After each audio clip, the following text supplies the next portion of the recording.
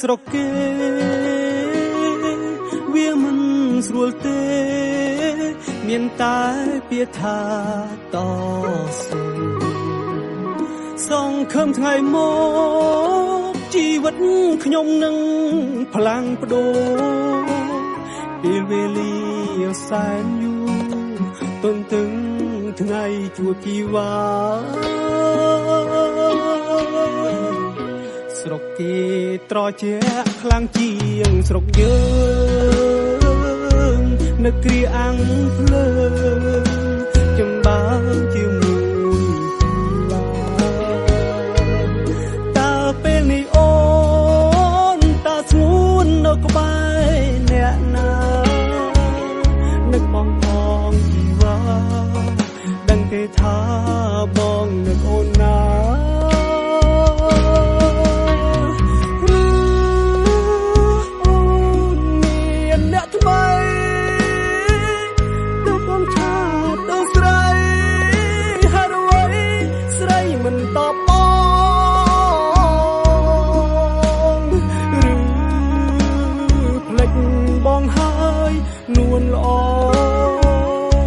តបឆាតបងផ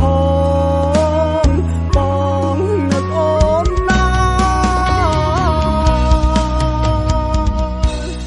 ការងារលំបាកសម្ពាធក៏ច្រើនអូនថាបងរឹកឆ្មើ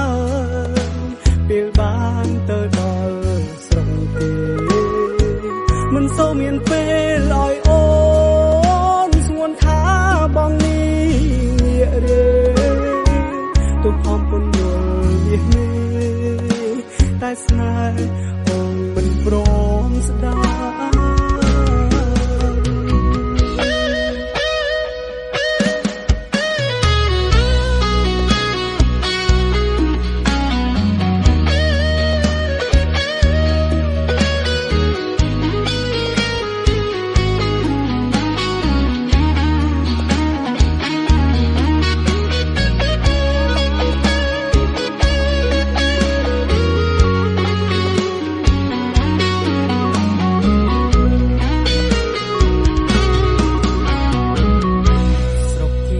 ត្រជាក់ខ្លាំងជាងស្រុកយើ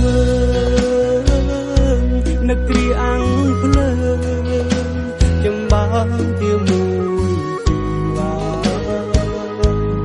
តើពេលនេះអូនតើស្ងួននៅក្បែរអ្នកណានឹកបងផងជីវ៉ាដឹងទេថាបងនឹកអូនណា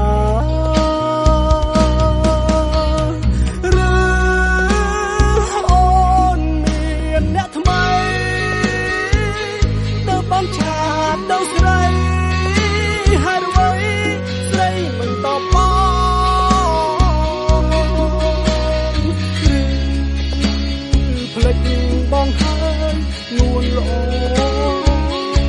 តបឆាតបងផងបងនឹកអូនណាការងារលំបាកសម្ពាធក៏ច្រើនអូនថាបងរឹកឆ្មើពេលបានទៅដល់ស្រុកគេមិនសូវមានពេល